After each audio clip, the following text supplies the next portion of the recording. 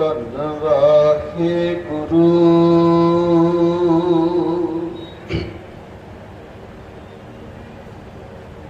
ਸਾਹਿਬ JIO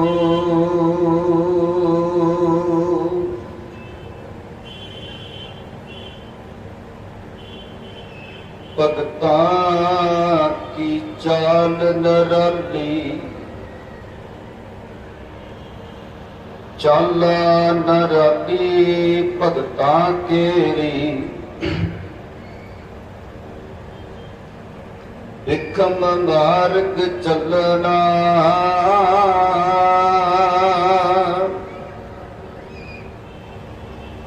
ਲਦ ਲੋਭ ਹੰਕਾਰ ਤਜ ਤ੍ਰਿਸ਼ਨਾ। ਬਹੁਤ ਨਾਹੀ ਬੁਲਣਾ, ਖੰਡਿਓ ਤਿੱਖੀ ਬਾਲੋ ਨਿੱਕੀ। ਏਤ ਮਾਰਗ ਜਾਣਾ, ਗੁਰ ਪ੍ਰਸਾਦੀ ਜਨ ਆਪ ਤਜਿਆ।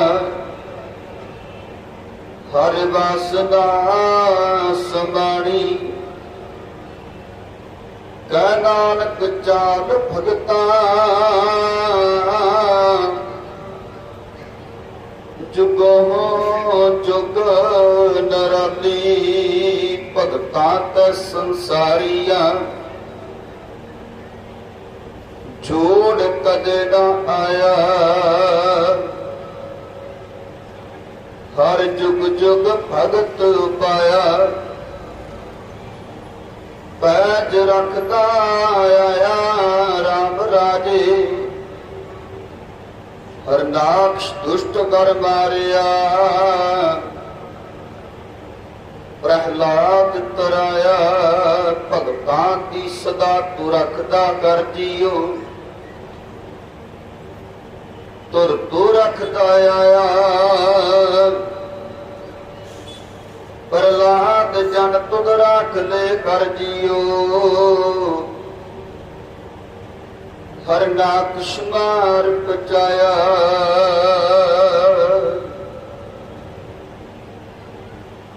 ਪਰਮ ਸਨਮਾਨ ਜੋ ਜਬਰ ਤਖਤ ਛਤਰ ਦੇ ਮਾਲਕ, ਰਹਿਮਤਾਂ ਦੇ ਘਰ, ਬਖਸ਼ਾਂ ਦੇ ਦਾਤੇ, ਮੁਰਸ਼ਦ ਵਲੀ, ਸਾਂਝੀ ਵਾਲਤਾ ਨੂੰ ਸਾਂਝਾ ਉਪਦੇਸ਼ ਕਰਤਾ, ਸ਼ਬਦ ਗੁਰੂ, ਸਿਧਾਂਤਕ ਗੁਰੂ, ਧੰਨ ਧੰਨ ਸ੍ਰੀ ਗੁਰੂ ਗ੍ਰੰਥ ਸਾਹਿਬ ਮਹਾਰਾਜ। ਜਿਨ੍ਹਾਂ ਦੀ ਅਪਾਰ ਬਖਸ਼ਿਸ਼ ਰਹਿਮਤ ਕਿਰਪਾ ਸਦਕਾ ਆਪ ਸਮੂਹ ਮਹੱਲਾ ਨਿਵਾਸੀ ਸੰਗਤਾਂ ਨੇ ਸਤਿਗੁਰਾਂ ਦੇ ਦਿੱਤੇ ਹੋਏ ਉਦਮ ਸਦਕਾ ਹਰ ਸਾਲ ਭਗਤ ਸਾਹਿਬਾਨ, ਭਗਤ ਪਰਮਾਨੰਦ ਜੀ, ਜਿਨ੍ਹਾਂ ਦੇ ਸੰਬੰਧ ਵਿੱਚ ਹਰ ਸਾਲ ਹੀ ਸਤਿਗੁਰਾਂ ਦੇ ਚਰਨ ਕਮਲਾਂ ਦਾ ਓਟ ਆਸਰਾ ਤੱਕਦੇ ਹੋ। ਸੋ ਇਸ ਸਾਲ ਵੀ ਸਤਿਗੁਰਾਂ ਨੇ ਆਪ ਜੀਆਂ ਤੇ ਅਪਾਰ ਬਖਸ਼ਿਸ਼ ਰਹਿਮਤ ਕਿਰਪਾ ਵਰਤਾਈ ਹੈ, ਔਰ ਸਤਿਗੁਰੂ ਦੀ ਦਇਆ ਕਿਰਪਾ ਦੇ ਸਦਕਾ ਸ੍ਰੀ ਅਖੰਡ ਪਾਠ ਸਾਹਿਬ ਆਰੰਭਗਨ ਸਤਿਗੁਰਾਂ ਨੇ ਬਖਸ਼ਿਸ਼ ਕੀਤੀ ਹੈ ਕਿ ਗੁਰਮਤਿ ਸਮਾਗਮਾਂ ਦੇ ਅੰਦਰ ਆਪਾਂ ਕਰਤਾਰ ਦੀ ਬਾਣੀ ਨਾਲ, ਸਾਹਿਬ ਦੇ ਵਿਚਾਰ ਨਾਲ ਜੁੜ ਸਕੀਏ। ਸੋ ਇਸ ਲਈ ਜ਼ਰੂਰੀ ਹੁੰਦਾ ਕਿ ਜਿਨ੍ਹਾਂ ਦੇ ਆਪਾਂ ਦਿਨ ਮਨਾਉਂਦੇ ਆ, ਉਹਨਾਂ ਦੇ ਬਾਰੇ ਸਾਨੂੰ ਨੌਲੇਜ ਵੀ ਹੋਵੇ, ਜਾਣਕਾਰੀ ਵੀ ਹੋਵੇ। ਉਹਨਾਂ ਦਾ ਜਨਮ ਕਿੱਥੇ ਹੋਇਆ, ਉਹ ਰਹਿੰਦੇ ਕਿੱਥੇ ਸਨ, ਉਹਨਾਂ ਦੀ ਬਾਣੀ ਦੇ ਵਿੱਚ ਸ਼ਬਦ ਕਿੰਨੇ ਨੇ, ਔਰ ਉਹਦੇ ਬਾਰੇ बारे सानू जे जानकारी नहीं, नॉलेज नहीं,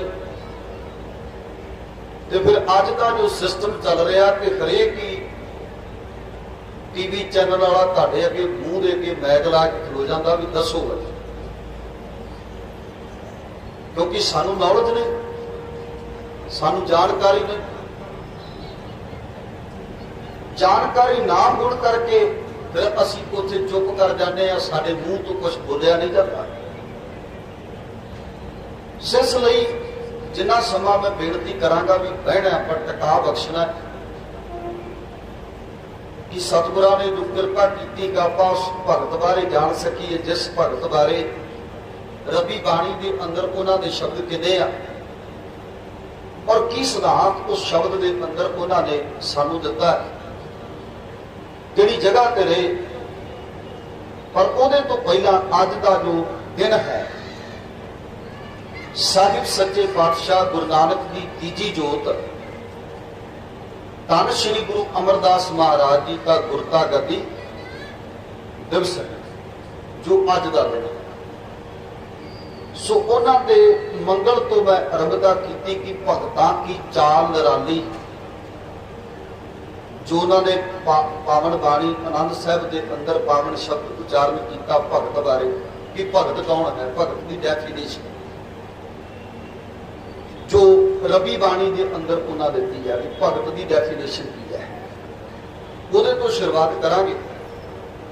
आप संगत जिन्ना तक बेनती है कि आप विराजमान होना है, उन्नी देर सतगुरां की कृपा सदका मनोबिरतियां एकागर करते हुए जिगर विच साडे वाहिगुरू का जाप होवे, असीं अंतरीवी तौर पर वाहिगुरू का जाप करते होइए ते नाल नाल विचार सरवण करते होइए, तां साडा मन एकागर होवेगा। क्योंकि सावधान एकागर जीत की गल की है रबी बाणी च, सावधान होकर बैठना। आओ प्यार भरी असीस बख्शिश करते हुए बा अदब बा सत्कार साहिबां नूं चुकाओ सीस, बुलाओ फतेह। वाहिगुरू जी का खालसा, वाहिगुरू जी की फतेह। साहिब सच्चे पातशाह धन गुरु अमरदास महाराज जी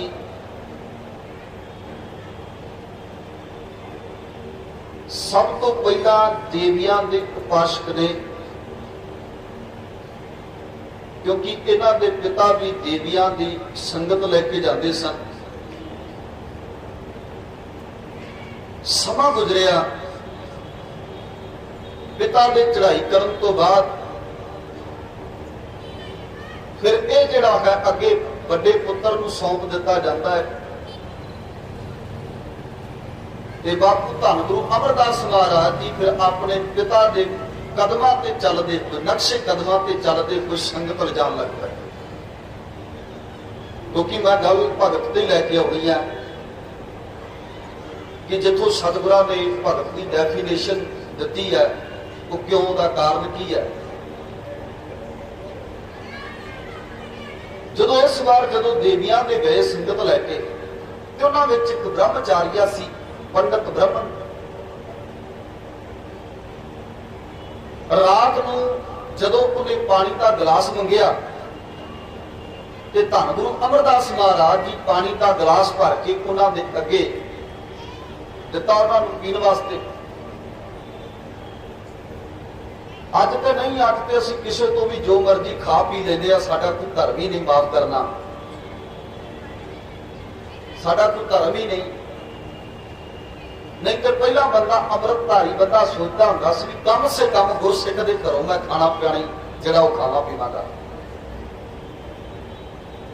अज साडा धर्म होर तरह का है, साडा सिस्टम होर तरह का है, मॉडर्न तरीके दे हो गए असीं, और उदां दा साडा रहन सहन हो गया, उदां दा साडा ढांचा हो गया, उदां दा तरीका हो गया। पर पहले समय की गल करदा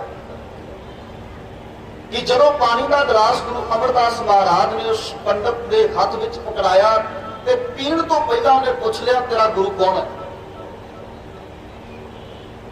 ते गुरु अमरदास महाराज ने कभी गुरु नहीं सी किसी नूं बनाया।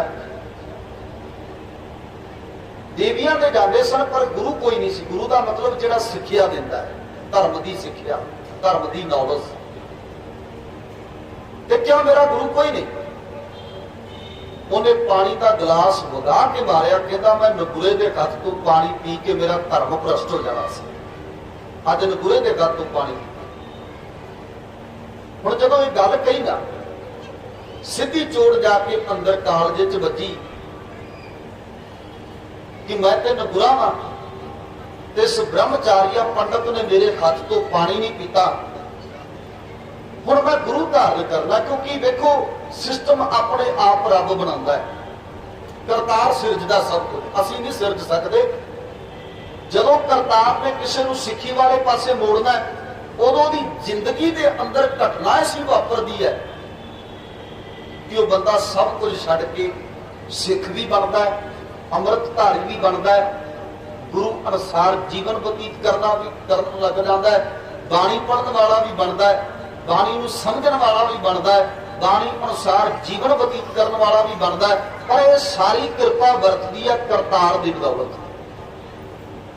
ਹੁਣ ਜਦੋਂ ਆ ਸੱਟ ਵੱਜ ਗਈ ਨਾ ਕਿ ਮੇਰਾ ਤੇ ਗੁਰੂ ਕੋਈ ਨਹੀਂ, ਤੇ ਕਹਿੰਦੇ ਧੰਨ ਗੁਰੂ ਅੰਗਦ ਦੇ ਮਹਾਰਾਜ ਜੀ ਦੀ ਬੱਚੀ, ਕਿਉਂਕਿ ਦੋ ਬੇਟੀਆਂ ਸਨ ਗੁਰੂ ਅੰਗਦ ਦੇ ਪਾਤਸ਼ਾਹ ਦੀਆਂ, ਬੀਬੀ ਅਮਰੋ ਤੇ ਬੀਬੀ ਅਨੋਖੀ ਜੀ। ਬੀਬੀ ਅਮਰੋ ਧੰਨ ਗੁਰੂ ਅਮਰਦਾਸ ਮਹਾਰਾਜ ਜੀ ਦੇ ਭਰਾ ਦੇ ਬੇਟੇ ਵੱਲ ਵਿਆਹੀ ਸੀ ਬੀਬੀ ਅਮਰੋ। ਉੱਥੋਂ ਆਉਣ ਤੋਂ ਬਾਅਦ ਅਗਲੀ ਸਵੇਰ ਜਦੋਂ ਚੜ੍ਹਦੀ ਹੈ, ਕਿਉਂਕਿ ਦੇਖੋ ਨਾ ਕਰਤਾਰ ਨੇ ਸਭ ਕੁਝ ਸਿਰਜਣਾ ਬਣਾਉਣਾ ਉਹਨੇ ਆ। ਅਗਲੀ ਸਵੇਰ ਚੜ੍ਹਦੀ ਹੈ ਤੇ ਬੀਬੀ ਅਮਰੋ ਮਧਾਣੀ ਪਾਉਂਦੀ ਹੈ, ਦੁੱਧ ਰਿੜਕਦੀ ਹੈ। ਤੇ ਪਹਿਲੀਆਂ ਬਜ਼ੁਰਗ ਮਾਵਾਂ ਨੂੰ ਪਤਾ ਹੋਵੇਗਾ ਕਿ ਪਹਿਲੀਆਂ ਬਜ਼ੁਰਗ ਮਾਵਾਂ ਸਵੇਰ ਵੇਲੇ ਉੱਠ ਕੇ ਸਭ ਤੋਂ ਪਹਿਲਾਂ ਦੁੱਧ ਰਿੜਕਦੀਆਂ ਸਨ ਤੇ ਨਾਲ ਨਾਲ ਕਰਤਾਰ ਦੀ ਬਾਣੀ ਪੜ੍ਹਦੀਆਂ ਸਨ। ਤੇ ਮੈਂ ਅਕਸਰ ਇਹ ਬੇਨਤੀ ਕਰਦਾ ਹੁੰਦਾ ਕਿ ਅੱਜ ਸਾਡੇ ਘਰਾਂ ਦੇ ਅੰਦਰ ਇਹ ਗੱਲ ਨਹੀਂ ਹੈ। ਉਦੋਂ ਸਾਡੀਆਂ ਮਾਵਾਂ ਰੋਟੀ ਬਣਾਉਂਦੀਆਂ ਹੋਈਆਂ ਵੀ ਵਾਹਿਗੁਰੂ ਦਾ ਸਿਮਰਨ, ਸਬਜ਼ੀ ਬਣਾਉਂਦੀਆਂ ਹੋਈਆਂ ਵੀ ਵਾਹਿਗੁਰੂ ਦਾ ਸਿਮਰਨ ਕਰਦੀਆਂ ਸਨ, ਤੇ ਨਾਲ ਨਾਲ ਰੋਟੀ ਬਣਾਉਂਦੀਆਂ ਸਨ, ਨਾਲ ਨਾਲ ਸਬਜ਼ੀ ਬਣਾਉਂਦੀਆਂ ਸਨ। ਤੇ ਫਿਰ ਤਾਂ ਉਹਨਾਂ ਨੇ ਦਾਦੀ ਫੂਲਾ ਸਿੰਘ ਵਰਗੇ ਯੋਧੇ ਪੈਦਾ ਕੀਤੇ, ਤਾਂ ਉਹਨਾਂ ਨੇ ਬਾਬਾ ਅਜੀਤ ਸਿੰਘ, ਜੁਝਾਰ ਸਿੰਘ, ਜੋਰਾਵਰ ਸਿੰਘ, ਫਤਿਹ ਸਿੰਘ ਵਰਗੇ ਯੋਧੇ ਪੈਦਾ ਕੀਤੇ, ਕਿਉਂਕਿ ਉਹ ਮਾਵਾਂ ਬਾਣੀ ਪੜ੍ਹਦੀਆਂ ਸਨ। ਇਹ ਸੱਚ ਹੈ, ਬਾਣੀ ਪੜ੍ਹਦਾ ਮਤਲਬ ਕੀ ਹੈ? ਰੋਟੀ ਪਾਣੀ ਸਬਜ਼ੀ ਉੱਪਰ ਬਾਣੀ ਪੜ੍ਹਨ ਦਾ ਮਤਲਬ ਕੀ? ਉਹ ਵੀ ਅੰਮ੍ਰਿਤ ਬਣ ਜਾਂਦਾ ਹੈ।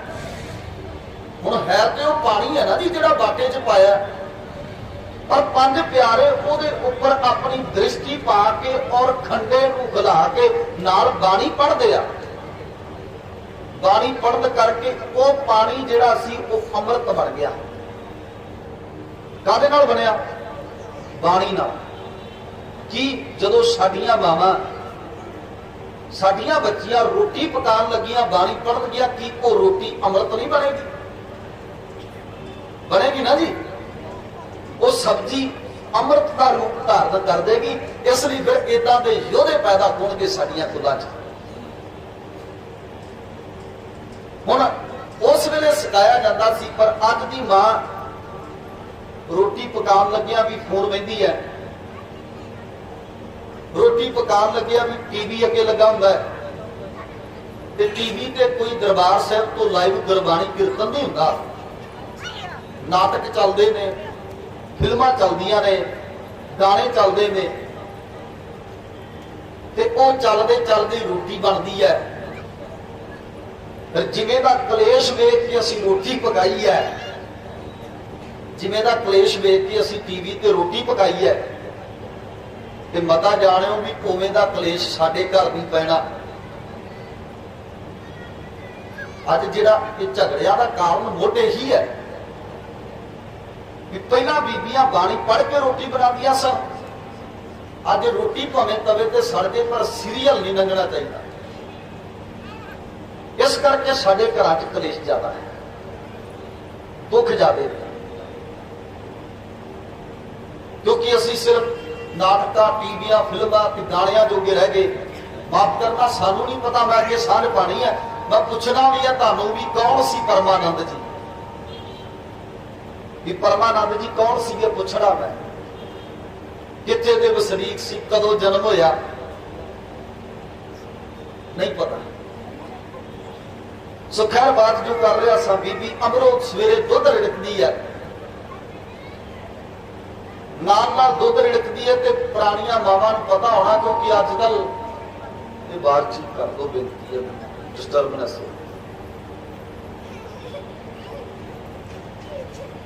क्योंकि पुरानियां मावां जो दुध रिड़कदियां सन ना, अजकल तो इलैक्ट्रॉनिक मधानियां ने पाई ते छड्डिया ते खत्म। वैसे तो रिड़कना भी असीं हुण बंद कर दिता, ते पहले बजुर्गों को पता होना है कि साडे बजुर्ग दसदे हुंदे सन भी असीं पिंड च दुध ही नहीं सी वड़न देईदा, कि साडे बच्चिआं नूं दुध मिले, साडे बच्चिआं नूं खुराक मिले। कि अज दी मां ने लेस ते कोल्ड ड्रिंक ते बच्चे जिन्हां ने फैलाए आ, वो बच्चे कित्थों तलवारां चुकणगे, उन्हां दे अंदर कित्थे स्पिरिट पैदा होगी। जिन्हां ने दुध मक्खण छड्ड के ते कोल्ड ड्रिंक पीनी शुरू कर दी, लेस खानी शुरू कर दी, ये यार निरा असीं अपने बच्चों के अंदर परोस रहे हैं। तुसीं ये ना सोचो मैं विषय तो बाहर नहीं गया, क्योंकि ये लोड़ है अज का जो सिस्टम साडा चल रहा है, ये लोड़ है। जे असीं सच नहीं बोलांगे तो फिर कौन बोलेगा, क्योंकि बाबे नानक ने साडी ड्यूटी लाई है कि सच सुनाए सी, सच की देता। सो खैर बात, बीबी अमरो दुध रिड़कदी है ते नाल नाल बाणी पढ़दी की कहंदी है, जित सेविया सुख पाईया, साकाल बुरी को घालिया, जित कीता पाईया अपना। हुण जदों आ पावन तुका बापू अमरदास महाराज जी दे कन्नी पईयां, सवेर दा वेला, अमृत वेला, जदों कन्ना विच तुका पईयां ना रवि बाणी दियां, ते अंदर नूं एक टिका मिलिया, एक सहज मिलिया, एक आनंद मिलिया अंदर। जदों अंदर नूं आनंद मिलिया, सुकून मिलिया, नूह सवार क्योंकि नूह लगदी सी रिश्ते च, बीबी अमरो नूं पुछ लिया, धीए ये जिहड़ा रबी कलाम तू पढ़दी सी किहदा है? ते बीबी अमरो ने कहा, धन गुरु नानक दे पातशाह दा। धन गुरु नानक दे पातशाह दी बाणी। ते गुरु अमरदास महाराज ने कहा, धीए कृपा करके मैनू ओहदे नाल मिला दे, क्योंकि मेरा गुरु कोई नहीं। ते मैनू बड़ी वड्डी सट वजी है कि एक पंडित ने मेरे हाथ तो पानी नहीं पीता, उन्हें कहा इहदा गुरु कोई नहीं। ते जिहदी ये बाणी सुनिए मेरे अंदर नूं सहज मिलिया, संतोख ते आनंद विच भिज गया मेरा अंदर के तुका सुन के, तू कृपा करके मैनू ओहदे नाल जोड़ दे, ओहदे नाल जोड़ दे। एक गल होर करदा जावां, क्योंकि वेखो उन्हां समयां च बीबी अमरो ने कोई अर्थ करके नहीं सन दसे भी इस पंक्तियां दे आ अर्थ बनते ने पिता जी, सिर्फ शब्द पढ़िया सी, क्योंकि उदों आम बोलचाल वाली भाषा सी। अज जिहड़ी साडी भाषा है इहनूं कहंदे ने भ्रष्टी हुई भाषा। अपभ्रष्ट भाषा का मतलब होंदा है भ्रष्टी हुई भाषा। साडी जिहड़ी भाषा है भ्रष्टी हुई भाषा है। जदों ज्ञानी पढ़ोगे तो उहदे विच सबजैक्ट होंदा है भाषा के प्रति। अपभ्रष्ट भाषा इहनूं कहा जाता भी जिहदे विच कई चीज़ां मिक्स होण, हिंदी, इंग्लिश, उर्दू, पंजाबी, ये सारियां जदों मिक्स हो जांदियां फिर उन्होंने कहंदे अपभ्रष्ट भाषा, भ्रष्टी हुई भाषा है साडी। चलो खैर बात है, उन्हां समयां च सीधा सावा अर्थ भी समझ लग जाते सन, ते सतगुरां अर्थ भी समझ लग पे। ते बीबी अमरो नूं क्या मैनूं इस नाल मिला दे, मैं इहनूं गुरु बनाना चाहुंदा। ते बीबी अमरो कहंदी उहदे शहीद करके चले गए आ, ज्योति जोत समा गए।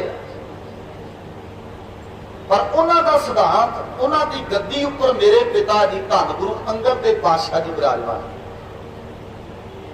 ते गुरु अमरदास महाराज ने कहा, मेरे धीए चल मैनूं उस गुरु दे कोल लै चल। ते धन गुरु अमरदास महाराज जी बीबी अमरो दे नाल आए आ। रिश्ते विच वेखीए ते कुड़माचारी है, कुड़माचारी।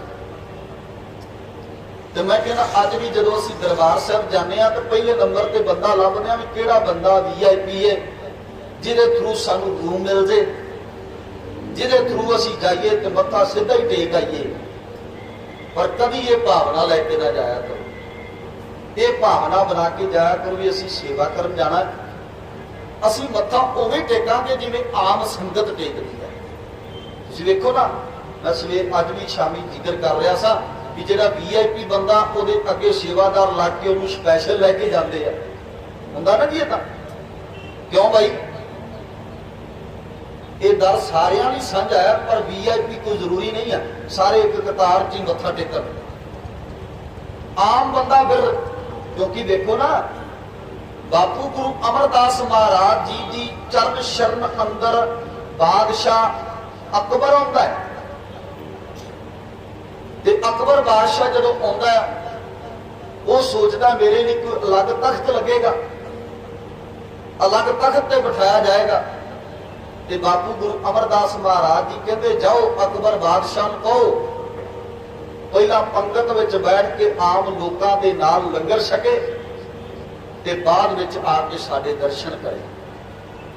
ਪਹਿਲੇ ਪੰਗਤ ਪਾਛੇ ਸੰਗਤ ਦਾ ਉਪਦੇਸ਼ ਗੁਰੂ ਅਮਰਦਾਸ ਮਹਾਰਾਜ ਜੀ ਨੇ ਉਸ ਵਕਤ ਦਿੱਤਾ ਸੀ, ਜਿਹੜੇ ਗੁਰੂ ਅਮਰਦਾਸ ਮਹਾਰਾਜ ਨੇ ਭਗਤ ਦੀ ਡੈਫੀਨੇਸ਼ਨ ਦੀ ਗੱਲ ਕਰਨੀ ਹੈ ਕਿ ਪਹਿਲਾਂ ਬਾਦਸ਼ਾਹ ਅਕਬਰ ਹੈਗਾ, ਹੁਕਮਰਾਨ ਹੈ ਉਸ ਸਮੇਂ ਦਾ। ਤੇ ਮਾਫ ਕਰਨਾ, ਅੱਜ ਜੇ ਕੋਈ ਆ ਜਾਏ ਤੇ ਉਹਦੇ ਅੱਗੇ ਦੋ ਬੰਦੇ ਲੱਗ ਕੇ ਤੇ ਸੇਵਾਦਾਰ ਲੱਗ ਕੇ ਜਾਂਦੇ ਆ, ਇਹ VIP ਹੈ। ਫਿਰ ਕਿੱਥੇ ਗਿਆ ਸਿਧਾਂਤ ਬਾਪੂ ਗੁਰੂ ਅਮਰਦਾਸ ਪਾਤਸ਼ਾਹ? ਉਹ ਸਿਧਾਂਤ ਤੇ ਭੁੱਲ ਗਏ ਨਾ ਫਿਰ ਅਸੀਂ। ਸੋ ਜਦੋਂ ਗੁਰੂ ਅਮਰਦਾਸ ਮਹਾਰਾਜ ਜੀ ਆਏ, ਤਖਤ ਲੱਗਾ ਹੈ, ਬਾਪੂ ਗੁਰੂ ਅੰਗਦ ਦੇ ਪਾਤਸ਼ਾਹ ਜੀ ਤਖਤ ਤੇ ਬੈਠੇ ਆ। ਕੁੜਮਾਚਾਰੀ ਹੋਣ ਕਰਕੇ ਗੁਰੂ ਅਮਰਦਾਸ ਮਹਾਰਾਜ ਜੀ ਆਏ, ਸੇਵਕ ਬਣ ਕੇ ਲਾਈਨ 'ਚ ਲੱਗੇ ਆ। ਕੁੜਮਾਚਾਰੀ ਹੋਣ ਕਰਕੇ ਗੁਰੂ ਅੰਗਦ ਦੇ ਪਾਤਸ਼ਾਹ ਤਖਤ ਤੋਂ ਉੱਠ ਕੇ ਤੇ ਕੋਲ ਜਾ ਕੇ ਮਿਲਣ ਗਏ। ਜਦੋਂ ਮਿਲਣ ਗਏ ਤੇ ਚਰਨਾਂ ਤੇ ਢਹਿ ਪਏ। ਹੁਣ ਇਹ ਆਪਣੇ ਸਮਾਜ ਵਿੱਚ ਹੈ, ਜਿਹੜੇ ਕੁੜੀ ਵਾਲੇ ਨੇ ਆਪਣੇ ਆਪ ਨੂੰ ਵਿਚਾਰੇ ਨੀਵੇਂ ਸਮਝਦੇ ਹੁੰਦੇ ਆ ਕਿ ਅਸੀਂ ਨੀਵੇਂ ਆ, ਮੁੰਡੇ ਵਾਲੇ ਉੱਚੇ ਆ, ਤੇ ਅੱਗੋਂ ਗਾਵਾਂ ਫੜ ਕੇ ਨਾ ਗੁਰੂ ਅਮਰਦਾਸ ਮਹਾਰਾਜ ਦੀਆਂ ਤੇ ਗੁਰੂ ਅੰਗਦ ਦੇ ਪਾਤਸ਼ਾਹ ਨੇ ਰੋਕ ਲਿਆ। ਕਿਹਾ ਨਹੀਂ, ਤੁਸੀਂ ਮੁੰਡੇ ਵਾਲੇ ਹੋ, ਅਸੀਂ ਲੜਕੀ ਵਾਲੇ ਆ, ਕਿਉਂਕਿ ਬੀਬੀ ਅਮਰੋ ਗੁਰੂ ਅੰਗਦ ਦੇ ਪਾਤਸ਼ਾਹ ਦੀ ਬੱਚੀ ਆ, ਜਿਹੜੀ ਧੰਨ ਗੁਰੂ ਅਮਰਦਾਸ ਮਹਾਰਾਜ ਜੀ ਦੇ ਭਰਾਤਾ ਦੇ ਬੇਟੇ ਵੱਲ ਵਿਆਹੀ। ਤੁਸੀਂ ਮੁੰਡੇ ਵਾਲੇ ਹੋ, ਪੈਰਾਂ ਤੇ ਡਿੱਗਦੇ ਚੰਗੇ ਨਹੀਂ ਲੱਗਦੇ। ਤੇ ਬਾਪੂ ਗੁਰੂ ਅਮਰਦਾਸ ਮਹਾਰਾਜ ਜੀ ਕਹਿੰਦੇ ਨੇ ਕਿ ਮੈਂ ਕੁੜਮ ਬਣ ਕੇ ਨਹੀਂ ਅੱਜ ਆਇਆ, ਮੈਂ ਤੇ ਅੱਜ ਆਪ ਜੀ ਦਾ ਸੇਵਕ ਬਣ ਕੇ ਆਇਆ। ਤੇ ਮੇਰੀ ਬੇਨਤੀ ਹੈ ਤੁਸੀਂ ਤਖਤ ਤੇ ਬੈਠੋ ਤੇ ਮੈਂ ਅੱਜ ਲਾਈਨ 'ਚ ਲੱਗ ਕੇ ਤੁਹਾਡੇ ਦਰਸ਼ਨ ਕਰਨੇ ਆ, ਲਾਈਨ 'ਚ ਖਲੋ ਕੇ। ਇਦਾਂ ਦੀ ਭਾਵਨਾ ਨਹੀਂ ਨਾ ਉਹਨਾਂ ਲੋਕਾਂ 'ਚ ਜਿਹੜੇ ਕਹਿੰਦੇ ਵੀ ਸਾਨੂੰ ਸਿੱਧਾ ਹੀ ਮੱਥਾ ਟਿਕਾ ਦਿਓ। ਇਹ ਭਾਵਨਾ ਬਣਾਈ ਗੁਰੂ ਅਮਰਦਾਸ ਪਾਤਸ਼ਾਹ ਨੇ। ਕਾਹਲੇ ਪੈਂਦੇ ਆ ਅਸੀਂ ਧਾਰਮਿਕ ਸਥਾਨ ਤੇ ਜਾ ਕੇ ਵੀ ਕਾਹਲੇ ਪੈਂਦੇ ਆ ਵੀ ਛੇਤੀ ਛੇਤੀ ਹੋ ਜਾਏਗਾ, ਨਹੀਂ, ਧੀਰਜ ਸੰਤੋਖ ਰੱਖਿਆ ਕਰੋ। ਤੇ ਲੈਣ 'ਚ ਖਲੋ ਕੇ ਦਰਸ਼ਨ ਕੀਤੇ, ਚਰਨਾਂ ਤੇ ਨਤਮਸਤਕ ਹੋਏ। ਉਹ ਦਿਨ ਸੀ ਜਿੱਦਣ ਧੰਨ ਗੁਰੂ ਅੰਗਦ ਦੇ ਪਾਤਸ਼ਾਹ ਨੂੰ ਆਪਣਾ ਗੁਰੂ ਮੰਨ ਲਿਆ ਤੇ ਇੱਥੇ ਰੁਕ ਗਏ। ਕਿਹਾ ਧੀਏ ਤੂੰ ਚਲੀ ਜਾ ਹੁਣ ਵਾਪਸ, ਮੇਰਾ ਤੇ ਹੁਣ ਘਰ ਵੀ ਇਹ ਹੈ ਤੇ ਦਰ ਵੀ ਇਹ ਹੈ। ਕੁੜਮਾਚਾਰੀ ਹੋਣ ਕਰਕੇ ਲੋਕਾਂ ਤਾਨੇ ਦਿੱਤੇ, ਬੜਾ ਕੁਝ ਕਿਹਾ, ਕਿਉਂਕਿ ਜਦੋਂ ਆਰੰਭਤਾ ਕਰਨ ਲੱਗਾ ਵੀ ਭਗਤ ਦੀ ਬਾਰੇ, ਜਦੋਂ ਸਤਿਗੁਰਾਂ ਨੂੰ ਲਿਖਣਾ ਪੈ ਗਿਆ ਰੱਬੀ ਬਾਣੀ 'ਚ। ਧੰਨ ਗੁਰੂ ਅਮਰਦਾਸ ਮਹਾਰਾਜ ਜੀ ਜਦੋਂ ਸੇਵਾ ਵੰਡਦੇ ਬਾਬਾ ਬੁੱਢਾ ਸਾਹਿਬ, ਤੇ ਬਾਬਾ ਬੁੱਢਾ ਸਾਹਿਬ ਕੋਲ ਜਾ ਕੇ ਗੁਰੂ ਅਮਰਦਾਸ ਪਾਤਸ਼ਾਹ ਜੀ ਕਹਿੰਦੇ ਬਾਬਾ ਜੀ ਬੇਨਤੀ ਕਰ ਮੈਨੂੰ ਵੀ ਕੋਈ ਸੇਵਾ ਦੇਵੋ, ਪਰ ਨਾਲ ਬੇਨਤੀ ਇਹ ਹੈ ਕਿ ਸੇਵਾ ਉਹ ਦਿਆ ਜੇ ਜਿਹੜੀ ਸੇਵਾ ਕਰਦਿਆਂ ਹੋਇਆ ਸਭ ਤੋਂ ਪਹਿਲਾਂ ਮੈਨੂੰ ਆਪਣੇ ਗੁਰੂ ਦੇ ਦਰਸ਼ਨ ਹੋਣ। ਤੇ ਬਾਬਾ ਬੁੱਢਾ ਜੀ ਕਹਿੰਦੇ ਵੀ ਤੁਹਾਡੀ ਉਮਰ ਵਡੇਰੀ ਆ, ਤੁਸੀਂ ਉਹ ਸੇਵਾ ਕਰ ਨਹੀਂ ਸਕਣੀ, ਉਮਰ ਵਡੇਰੀ ਆ। ਹੁਣ ਤੇ ਮੈਂ ਕਹਿੰਦਾ ਵੀ 40+ ਹੋ ਕੇ ਬੰਦੇ ਦੇ ਗੋਡੇ ਖੜ ਜਾਂਦੇ ਆ, 40+ ਤੋਂ ਬਾਅਦ ਤੁਰਿਆ ਨਹੀਂ ਜਾਂਦਾ, 100 ਬਿਮਾਰੀਆਂ ਨੇ ਸਾਨੂੰ। ਪਰ 62 ਸਾਲ ਦੀ ਉਮਰ 'ਚ ਧੰਨ ਗੁਰੂ ਅਮਰਦਾਸ ਮਹਾਰਾਜ, ਗੁਰੂ ਅੰਗਦ ਦੇਵ ਮਹਾਰਾਜ ਜੀ ਦੀ ਚਰਨ ਸ਼ਰਨ ਵਿੱਚ ਆਏ ਤੇ ਸੇਵਾ ਕੀ ਮੰਗੀ ਕਿ ਉਹ ਦਿਆ ਦੇ ਜਿਹੜੀ ਨਾਲ ਸਭ ਤੋਂ ਪਹਿਲਾਂ ਗੁਰੂ ਅੰਗਦ ਦੇਵ ਪਾਤਸ਼ਾਹ ਦੇ ਦਰਸ਼ਨ ਹੋ। ਤੇ ਕਹਿੰਦੇ ਉਹ ਸੇਵਾ ਹੈ ਗਾਗਰ ਦੀ, ਜਿਹੜਾ ਸਿੱਖ ਹਰ ਰੋਜ਼ ਅੰਮ੍ਰਿਤ ਵੇਲੇ ਉੱਠ ਕੇ ਪਾਣੀ ਦੀ ਗਾਗਰ ਭਰ ਕੇ ਲੈ ਕੇ ਆਉਂਦਾ, ਗੁਰੂ ਅੰਗਦ ਦੇਵ ਪਾਤਸ਼ਾਹ ਨੂੰ ਇਸ਼ਨਾਨ ਕਰਾਉਂਦਾ ਹੈ, ਉਹ ਸਭ ਤੋਂ ਪਹਿਲਾਂ ਗੁਰੂ ਅੰਗਦ ਦੇਵ ਪਾਤਸ਼ਾਹ ਦੇ ਦੀਦਾਰ ਪਾਉਂਦਾ ਹੈ। ਤੇ ਤੁਹਾਡੇ ਤੋਂ ਸੇਵਾ ਨਹੀਂ ਹੋ ਸਕਣੀ, ਤੁਸੀਂ ਰਹਿਣ। ਤੇ ਗੁਰੂ ਅਮਰਦਾਸ ਮਹਾਰਾਜ ਨੇ ਨਾ ਆਪਣੀ ਝੋਲੀ ਅੱਗੇ ਕਰ ਲਈ,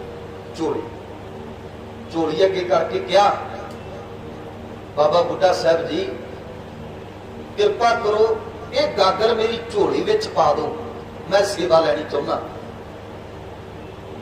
ਹੁਣ ਵੇਖੋ, ਤੁਸੀਂ ਆਪ ਸੋਚਿਓ, ਕਦੀ ਸਾਡੇ ਦਿਲ 'ਚ ਆਇਆ ਵੀ ਜਦੋਂ ਭਾਈ ਸਾਹਿਬ ਜੀ ਸਵੇਰੇ 4 ਵਜੇ ਹੁਕਮਨਾਮਾ ਲੈਂਦੇ ਨੇ ਤੇ ਸਭ ਤੋਂ ਪਹਿਲਾਂ ਅਸੀਂ ਹੁਕਮਨਾਮਾ ਸਰਵਣ ਕਰੀਏ?